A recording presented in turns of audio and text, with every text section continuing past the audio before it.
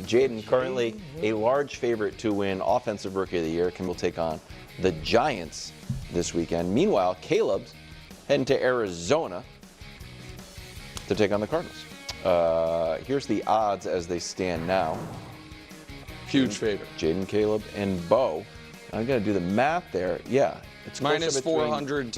You bet $100 on Jayden right now, you win 25. You bet $100 on Caleb, you win 650. But Bo is closer to taking over second than Caleb is to taking over first. Bo is sure. doing his thing. Yeah. Yeah. I mean, sure. That is the. I don't want to explain this right now. You are correct and also wrong. Good, stop. Okay, go ahead. Add me in the first. Bo could finish ahead of Caleb. Okay, let's not talk about Bo. We just talked about Bo Nix heading to Baltimore. What's the question? Jayden, to widen the Rookie of the Year gap. No, I think it narrows considerably this weekend. So my answer is twofold. One is I think this is a tough spot for Jayden from a narrative standpoint because I think people are like, the Giants stink, because they do. But you know the one thing they're good at, and we can show it to you, getting to the opposing quarterback. And so listen, Jayden's still listed on the injury report. He's still dealing with those ribs. So I think Dan Quinn and company and Cliff Kingsbury are trying to protect him, run the damn ball, and he's not going to have a big game. Flip side to that is the Chicago defense secondary is so banged up. I think Arizona is going to be able to move the ball, so Caleb's going to have to get in a duel. You know what I think this is a game where you're going to have to score at least 28 to win. So I could see Caleb having a big statistical game, Jayden having not as big of a statistical game, and I think the gap shrinks a bit. I think it widens, and I hear what you're saying, Nick, but Jayden's numbers aren't like overwhelming. He's averaging about, I know he got injured the one game, so that hurts his numbers, but it's like less than 220 yards passing a game. 7 passing touchdowns, 2 interceptions. Right. That's good, but it's only 7 passing touchdowns. He's run for 4. With him, so much of it is this dude has changed the trajectory of what has been recently a woe-begone franchise. Right. Like In this the would be the first time, Heisman first time in moments. 5 years. Yeah, the pass against the Bengals, was it on national TV? Obviously, the Hail Mary. Absolutely. So your logic makes sense, but I do think Jayden's going to win this weekend. I think there's a good chance the Bears lose. And so that obviously would widen it more. But I think Jayden just right now is better. Like, we'll see how their careers play out. But right now, he's so much smoother. Like, when he's playing, everything looks easy.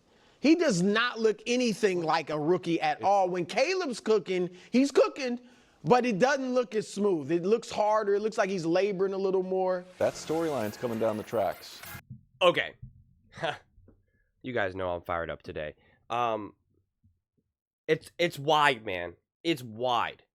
Jayden Daniels, it's not even close right now. And you can't just say the numbers or, the numbers aren't impressive.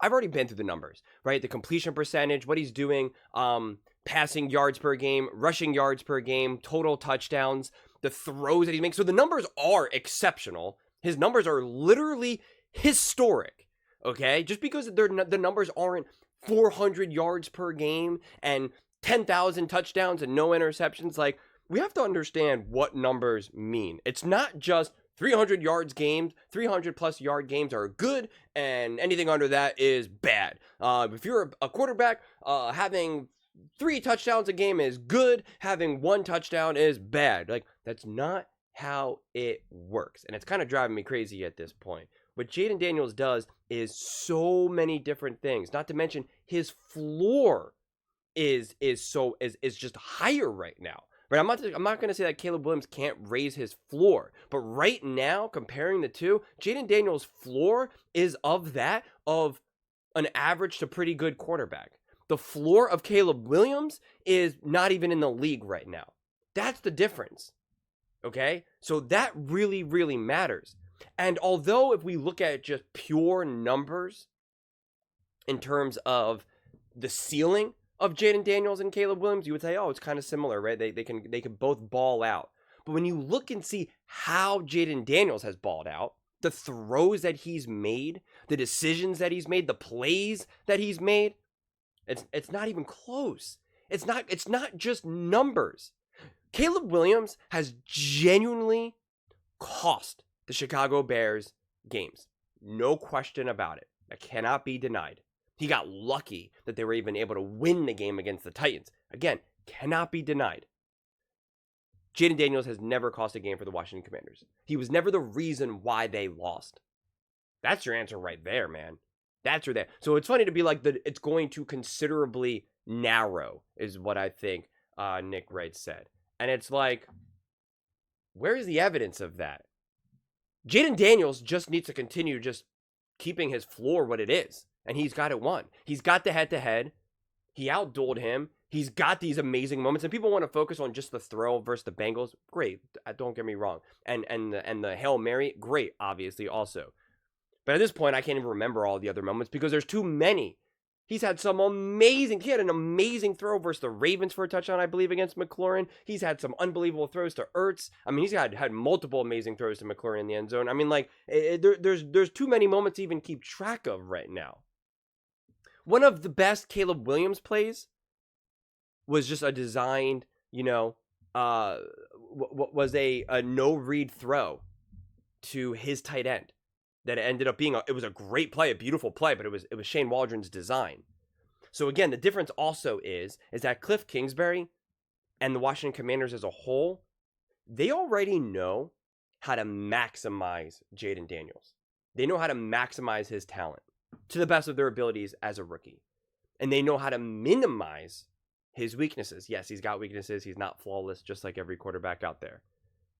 Take that to the Chicago Bears right now. They still have not figured out how to maximize Caleb Williams, how to put him in a position to succeed, and they certainly don't know how to minimize his issues and raise his floor. It's really that simple. We don't got to go through the numbers. We don't got to say, well, this guy's throwing for 240 yards per game, and this guy's throwing for 235 yards per game. This guy's record is 5-2, and this guy's record is... We don't even have to do that. Just watch the games. Just watch the games. And you can see what each team is asking their quarterback to do. You can see which quarterback is stepping up when the moments matter. You can see who's holding their team back.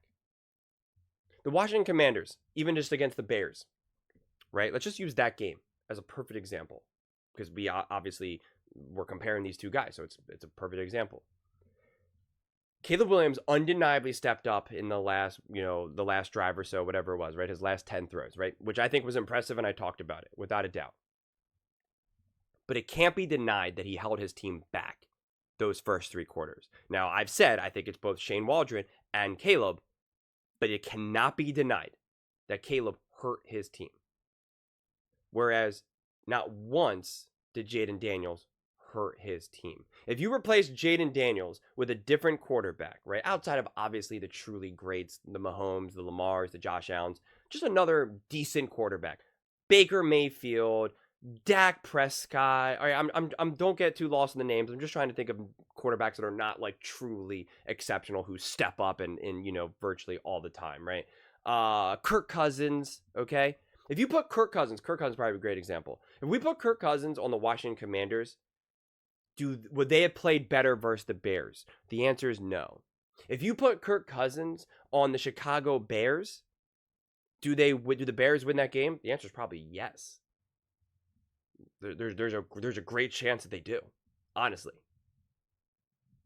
Because especially considering how bad of that start that was, and what Kirk Cousins can do offensively in the pocket, and the way how he would be able to command that offense and distribute to all the weapons that they have, I believe that.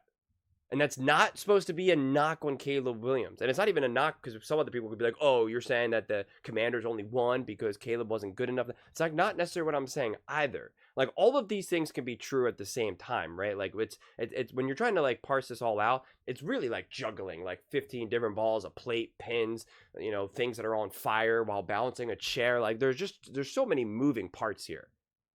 So I'm just trying my best to put it in context and kind of explain like everything as a whole. But I think it's a fair assessment to say, you add Kirk Cousins to the Washington Commanders, which the Washington Commanders are familiar with, they're probably not going to look that much different, at least for that game, right? it's probably not going to make. They're not going to be like, oh, well, they would have gotten the end zone if it wasn't for Jayden Daniels. And I disagree to that. Jayden Daniels also really extended some plays and did some great things with his legs that Kirk Cousins can't do. Whereas in the beginning of the game, for the Chicago Bears, there were throws to be made, and Caleb missed them. And then when those throws weren't there, which I believe that Shane Waldron didn't do a good enough job to set Caleb up, there are throws that Kirk Cousins most likely would have been able to make. And that's not a knock on Caleb. Kirk Cousins is a seasoned veteran and a great thrower of the football. He is a great pocket player. He is a playmaker from the pocket. So that would have elevated the Bears. So that's your answer right there. That's why this margin's so far right now. And that's why to think that if Caleb Williams just has a really great game against the Cardinals and Jayden Daniels just has like a good game, an average game, a game where they're not asking him to do much, he throws the ball, again, making up numbers here, 18 times, and they hand the ball off 20, 30 times, whatever, and they win this game 21-10 or something, it means like, oh, the margin narrowed? What? Like why? How? The margin would just stay the same. The only way this margin shrinks and narrows is if Jayden Daniels really starts to have some bad moments. He plays like Caleb did in week 1. And Caleb now is balling like Jayden did against the Bengals. Right? And he's got some of these epic moments where they're down by, 7 and he leads the Bears to tie it up, and then they go for the 2-point conversion, and he scrambles and runs it in for, to convert, right? That's the only way that things happen. But if everything just maintains the same, even if Caleb improves, he's too far ahead. He's too far ahead. Jayden Daniels is in the MVP conversation. Like, what are we talking about here? Especially with Lamar losing, CJ Stroud losing. Jayden Daniels is a legitimate top candidate for the MVP. I've made multiple videos about that. So, if you want to debate Offensive Rookie of the Year, have at it. Jayden Daniels has already graduated to bigger moments within the NFL. But those are just my thoughts. I'd absolutely love to hear yours. What do you guys all think? I also just thought of one more thing that I want to say. The other thing is Caleb Williams still needs to prove that he can win a duel or that he can kind of do some of these big moments against the Cardinals. And that's why he's saying, oh, well, the Commanders aren't going to ask Jayden Daniels to do a lot for the during the Giants, and that'll hurt him. No, because Jayden Daniels doesn't need to prove that he needs to do that. He's already proved how high his ceiling is. So he can have games that he doesn't have to ball out. He's graduated from that. Okay? He's proved what he's capable of doing, so he doesn't have to remind everyone every single game. Just like Josh Allen, just like Lamar Jackson, just like Patrick Mahomes. They don't have to remind, Patrick Mahomes doesn't have to, have a game-winning drive every single game to prove how clutch he is. Right? Josh Allen doesn't have to barrel through defensive players to prove how tough he is. Lamar Jackson doesn't have to have a game where he rushes for 80 and throws for 250 to prove how dynamic he is. He's graduated that. Those players graduated that, and Jayden Daniels has as well. Obviously on different levels.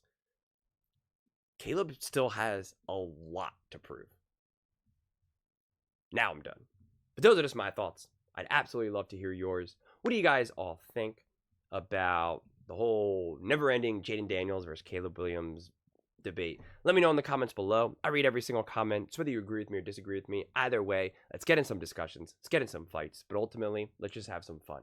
And please do consider subscribing. We are building an amazing community here, and I'd absolutely love to see you part of it. I want to build something that we all genuinely feel connected to. Something that we're really excited to be part of. I think we're on our way to doing it. And please don't forget to give this video a thumbs up, as it really does help with the visibility and the algorithm. Thank you so much, and see you next time.